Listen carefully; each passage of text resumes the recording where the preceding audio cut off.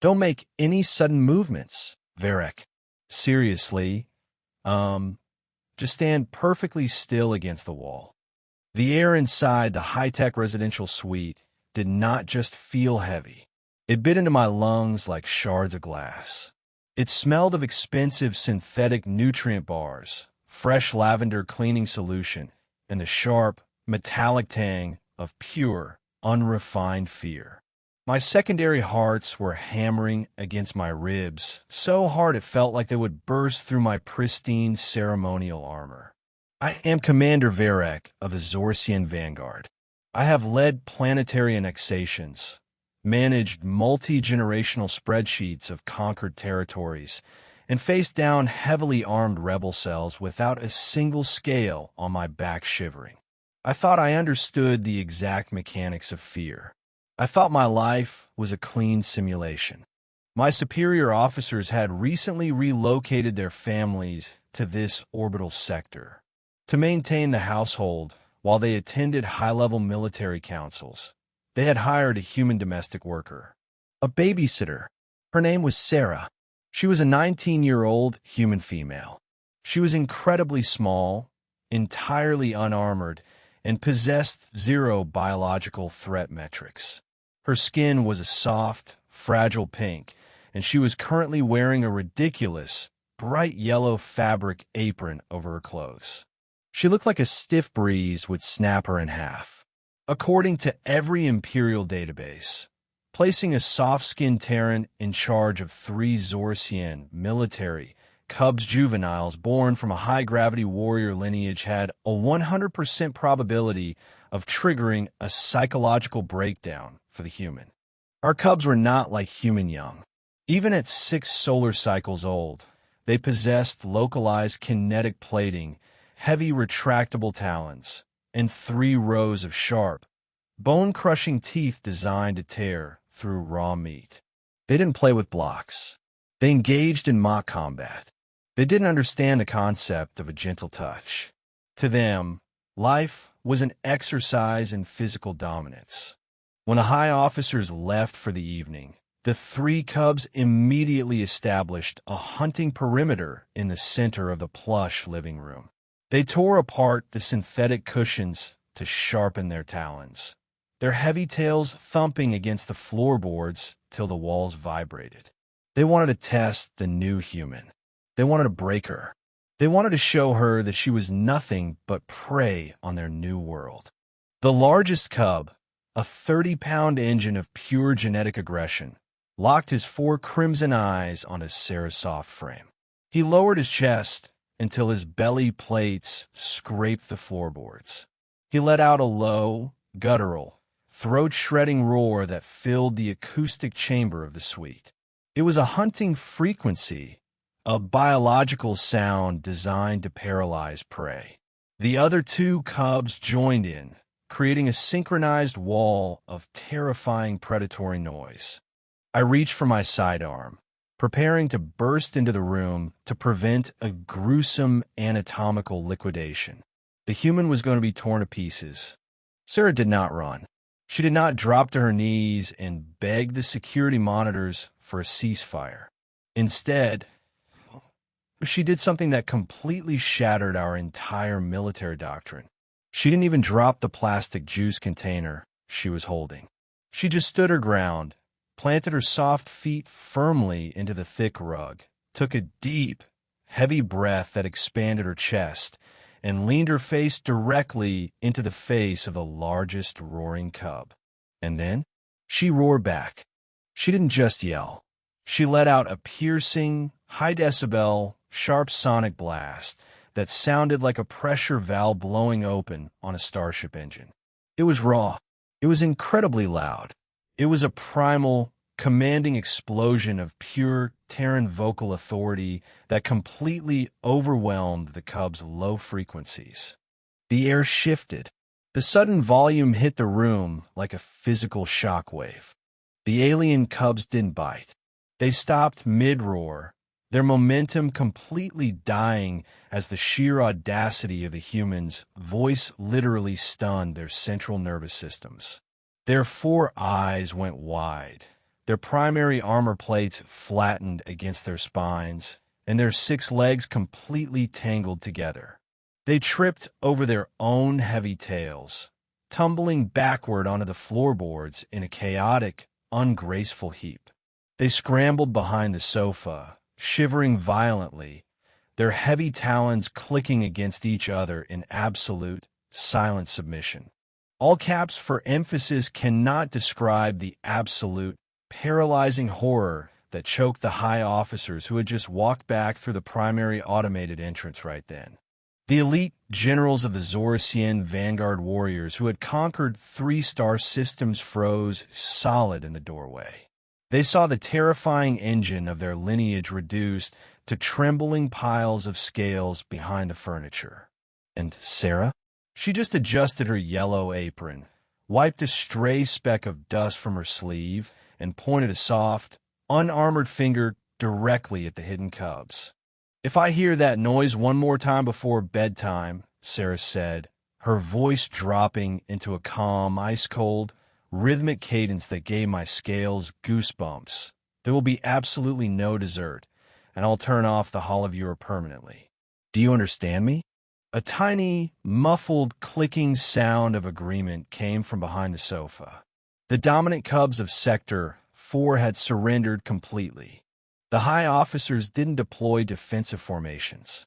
They didn't draw their plasma sidearms to protect their young. Instead, they slowly backed away toward the kitchen, their massive, 7-foot-tall frames trying to appear as small as possible. The Grand General himself carefully slinked behind the dining room partition, hiding his primary sensory horns behind a decorative screen, refusing to make direct eye contact with a 19-year-old human female. They realized our ultimate warrior genetics were nothing but a minor behavioral issue to a human mind. I remember standing in the corridor outside that room for what felt like hours, just trying to process the absolute failure of our scientific data. Our high-tech simulators, our physiological profiles, the multi-generational spreadsheets we use to catalog the absolute dominance of Zorsian biology, they were all sitting on the central network, completely useless. The military coordinator, a high-ranking officer named Krell, kept staring at the security feed with his primary eyes dilated into circles of pure confusion. "It is an acoustic anomaly," he whispered, his mechanical translator struggling to find the right words for his panic. "The human throat must possess a localized vocal cord mutation that mimics the frequency of an adult dreadstalker. It is a biological fluke. Yes, that is the only logical explanation. Tomorrow, we replace her with an automated synthetic nanny." I looked at the screen. Sarah was currently vacuuming the shredded pieces of the synthetic cushions, completely unbothered by the fact that she was surrounded by 3 apex predators who could crush an iron bar. The cubs were currently sitting in a perfect, straight line on the edge of the rug, their tails neatly tucked around their paws, watching her every movement with a terrifying, wide-eyed reverence. "It isn't a fluke, sir," I said, my voice sounding incredibly hollow in the empty monitoring room. Krell snapped his head toward me, his plates clicking with an aristocratic fury. "What do you mean, Commander?" "She didn't use a weapon," I said, pointing at the screen where Sarah was now handing the smallest cub a small piece of processed fruit. "She didn't use an energy shield. She didn't look at them like they were deadly military assets. She looked at them like they were misbehaving infants who needed to be put in their place. She didn't fight their dominance. She simply assumed her own." He didn't have an answer. He just stared at the screen as Sarah manually adjusted the smallest cub's kinetic collar, slapping his hand away when he tried to nip at her fingers. The cub didn't snap. It just let out a low whine and licked her soft, pink skin. The truth was our entire command structure was completely terrified. We had spent 3 decades convincing the outer rim sectors that our lineage was the absolute pinnacle of evolutionary violence. We taught our young to conquer before they could even speak. We told them that the universe was a harsh, unyielding matrix where only the strongest survived. But that human girl had just broken that entire philosophy with a single breath and a yellow apron. Later that night, during the fourth watch, I had to return to the residential suite to deliver the High General's tactical data pads. The main corridors were completely dark, the gold-trimmed walls casting long, heavy shadows under the low-power night cycles. I expected to hear the cubs tearing through the walls again. I expected to find the human locking herself in the secure panic room. Instead, when the automated door hissed open, the air inside was completely quiet. It didn't smell like fear anymore. It smelled like warm grain, heated milk, and a strange, unfamiliar sweetness that made my olfactory sensors twitch. The lights were dimmed to a soft, amber glow. Sarah was sitting in the center of the large living room rug. The three terrifying warrior cubs of the Zorsian vanguard were not fighting. They were not sharpening their claws. The largest cub had his massive, scale-covered head resting directly inside her lap, his crimson eyes blinking sleepily as she ran her fingers along the ridge of his kinetic plating. The other two cubs were curled tightly around her legs, their heavy, armored tails rhythmic, thump, thump, thump, gently thumping against the floorboards in a slow, peaceful cadence. She was singing to them. It wasn't a military march. It wasn't an anthem of conquest. It was a low, melodic, repetitive human song about a small satellite orbiting a distant planet. A lullaby, I think her people call it. The sound was incredibly soft, completely devoid of the sharp, violent language of our empire. It was a sound that shouldn't have possessed any tactical value. It should have been a sign of absolute vulnerability. But as I watched from the doorway, the largest cub let out a long, heavy sigh from his primary lungs, his razor-sharp mandibles completely relaxing as his eyes closed for the night. The beast was completely defenseless. It had surrendered its survival instincts entirely to a soft-skinned creature who didn't even have teeth to match its own. I stepped forward, my heavy boots clicking softly against the metal trim of the threshold. Sarah looked up, her blue eyes catching the amber light, but she didn't stop singing. She just raised a single, small finger to her lips, signaling me to remain quiet. The Grand Commander of the Western Fleet, who could order the orbital bombardment of an entire continent with a single touch, was currently hiding in his study down the hall, his door locked from the inside, because he was too terrified to face the kitchen while she was still awake. Are they sedated? I whispered. My translator hummed at its lowest setting. Sarah shook her head slowly, her fingers never stopping their rhythmic movement across the cub's scales. No, she murmured, her voice a soft, conversational purr that didn't disturb the sleeping beasts. They were just tired. They've been trying to be scary all day. It must be exhausting, honestly. Always trying to prove you're the biggest thing in the room. I looked at the sleeping cubs. I had seen these same juveniles clear a training room in 3 minutes during their military evaluation cycles. I had seen their fathers praise them for their cruelty. They are Zoraxians, I said, as if that explained the spreadsheets of our history. They are born to rule. They're kids, Varek, Sarah said, her voice dropping into a sharp, ice-cold tone that made my primary armor plates tighten against my spine. And it doesn't matter what planet you're from. If you don't eat your dinner and you don't respect the person who's making it, well, you don't get to run the house. It's that simple. She didn't say it with anger. She said it with a terrifying, unshakable certainty that made me realize something completely horrifying about her species.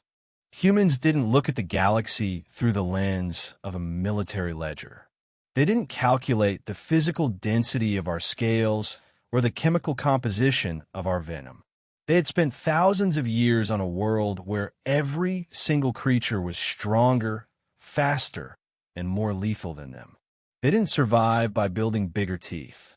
They survived by becoming the absolute masters of psychological manipulation. They looked at our most feared biological weapons, shrugged their shoulders, and decided that a little bit of structural discipline and a firm voice could turn any monster into a household companion.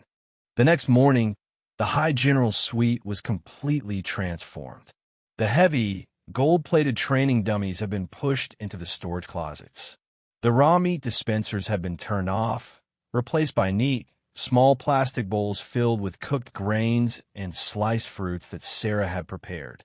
The High General himself was sitting at the breakfast table, his massive, 7-foot frame looking incredibly awkward as he tried to navigate a small human fork. He didn't look like a conqueror. He looked like a guest in his own home who was deeply afraid of breaking a rule.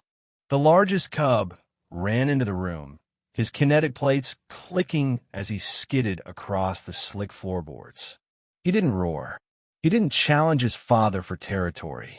He stopped right next to Sarah's chair, sat his heavy lower torso down in the dirt, and let out a small, wet chirping sound, waiting patiently for her to hand him his morning nutrient bar. Did he complete his physical drills? The general asked, his voice low and cautious as he glanced at Sarah from behind his data pad. He ate his bananas, General, Sarah said, without even looking up from her small electronic device. That's all that matters today. And he's going to help me clean the lower terrace later, aren't you, buddy? The young warrior cub, the future commander of our biological vanguard, he didn't growl. He just thamped his tail against the wall and rubbed his scale-covered cheek against her yellow apron. I walked out of the suite that morning and went straight to the logistics division. I didn't run the simulations. I didn't adjust the military models. I simply filled out a request for immediate reassignment to the furthest, most quiet sector in the deep outer rim, thousands of light years away from any human colony. Alien logic says that when you possess the superior physical matrix, you dominate the room. Alien logic says that the species with the sharpest teeth and the heaviest armor will always dictate the terms of the civilization. But humans? Their evolutionary history of living with wild, chaotic nature means that when you try to intimidate them with a display of physical violence, they don't see an empire to be feared, they just see a messy room that needs a stronger hand to keep it organized. They will look right past your dreadnoughts, look right past your genetic engineering, and reduce your greatest conquerors to obedient children who tuck their tails and go to sleep when the lights turn down. The Imperial spreadsheets had completely failed us. The galaxy looks at a soft-skinned species and assumes they run on the same cold calculations of physical metrics that we do.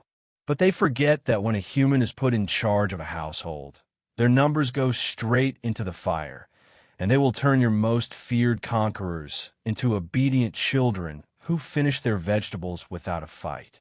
So, next time you plan to leave your elite warrior offspring with a Terran childcare professional and your computers tell you the human is completely outmatched, don't check the security cameras. Don't look at the spreadsheets. Just run.